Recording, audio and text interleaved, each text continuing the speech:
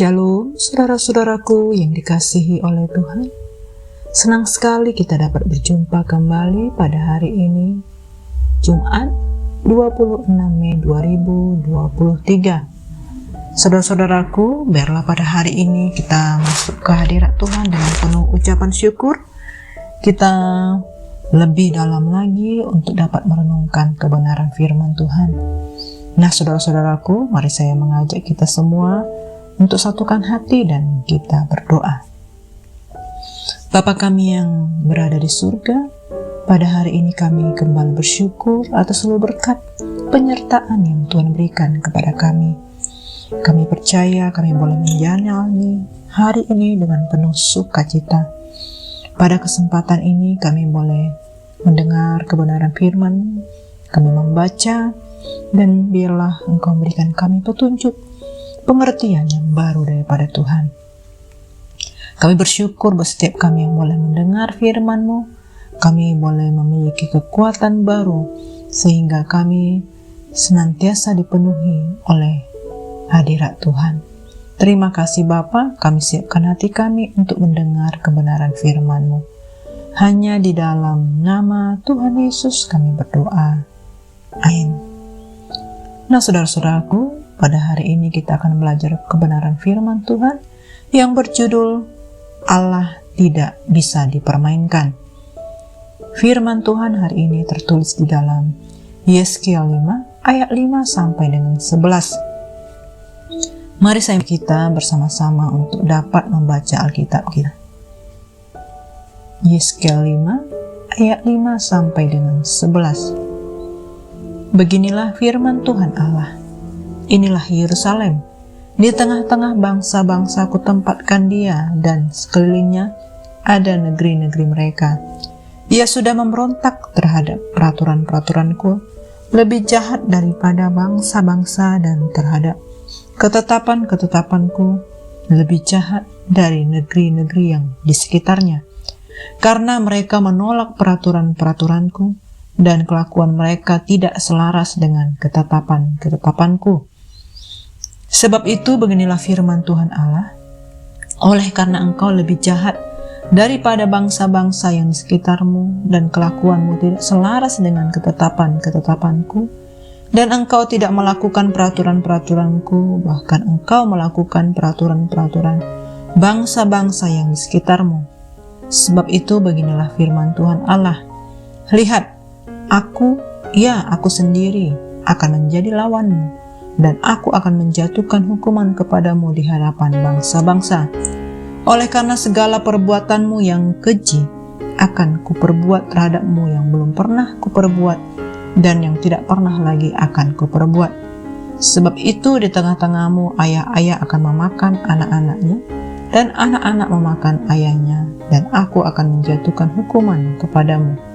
Sedang semua yang masih tinggal lagi daripadamu akan kuhamburkan ke semua penjuru angin. Sebab itu demi aku yang hidup, demikianlah firman Tuhan Allah, sesungguhnya oleh karena engkau menajiskan tempat kudusku dengan segala dewamu yang menjijikkan, dan dengan segala perbuatanmu yang keji, aku sendiri akan meruntuhkan engkau. Aku tidak akan merasa sayang dan tidak akan kenal belas kasihan. Amin. Nah, saudara-saudaraku, kita sudah membaca firman Tuhan pada hari ini. Melalui firman Tuhan, kita melihat dengan jelas betapa marahnya Allah terhadap Israel, dan betapa dahsyatnya hukuman yang akan ditimpakan atas mereka. Bahkan, Allah menyatakan bahwa Dia sendirilah yang akan berdiri sebagai musuh yang melawan mereka. Betapa mengerikan.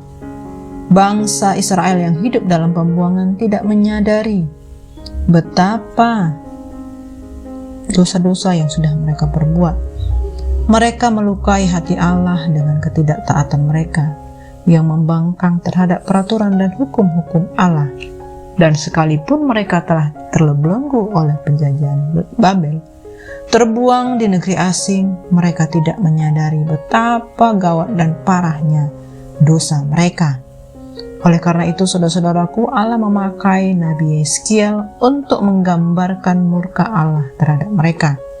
melalui lambang perlambangan Allah menyatakan penghakiman yang akan dijatuhkannya atas bangsa Israel yang telah berbalik melawan Allah dan menyembah berhala-berhala.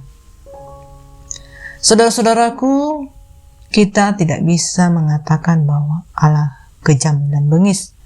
Allah adalah setia dan adil. Dia adalah Allah yang Maha Kudus yang tidak bisa kompromi dengan dosa sekecil apapun. Keadilan Allah adalah bahwa upah dosa adalah kebinasaan. Tidak ada kompromi terhadap hal ini. Namun, Allah bukan semata-mata menghukum dosa. Allah juga adalah Allah yang setia akan kasih-Nya yang berlimpah kepada manusia. Allah tidak henti-hentinya menyatakan dirinya kepada kita, agar kita bertobat dan terluput dari hukuman. Saudara-saudaraku, sekarang kita berada di zaman kasih karunia. Allah tidak langsung menghukum setiap kita yang melanggar perintah-Nya, tetapi Allah tetap adil dan tidak bisa dipermainkan. Yang salah harus tetap dihukum dan janji Allah selalu digenapi bagi siapa saja yang taat serta selalu bersedia apapun yang menjadi keinginan kehendak Allah, yaitu pengampunan bagi setiap orang yang mau bertobat. Nah, saudara-saudaraku, jangan sia-siakan kebaikan Tuhan di zaman kasih karunia ini, sebab ada waktunya kita akan mempertanggungjawabkan setiap perbuatan kita. Kita tidak tahu kapan waktunya, tetapi selama kita masih hidup, janganlah sia-siakan kesempatan untuk bertobat dan melakukan semua perintah-perintah Allah. Amin. Demikianlah saudara-saudaraku renungan firman Tuhan yang dapat kita dengar pada hari ini. Mari saya mengajak kita untuk satukan hati dan kita tutup di dalam doa.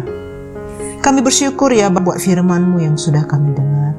Kami percaya bahwa Engkau Allah yang setia kepada kami. Engkau Allah yang adil, penuh kasih kepada setiap kami. Terima kasih Tuhan untuk firman-Mu yang sudah kami dengar. Kuatkan kami untuk dapat melakukan firman-Mu.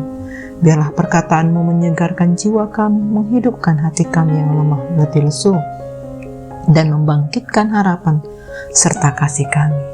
Ampuni kami selama ini kami jatuh di dalam dosa. Kami terkadang tidak memperhatikan kehidupan kami yang tinggal di dalam kedagingan. Roh Kudus, tolong kami, berkati setiap kami yang sudah mendengar firman.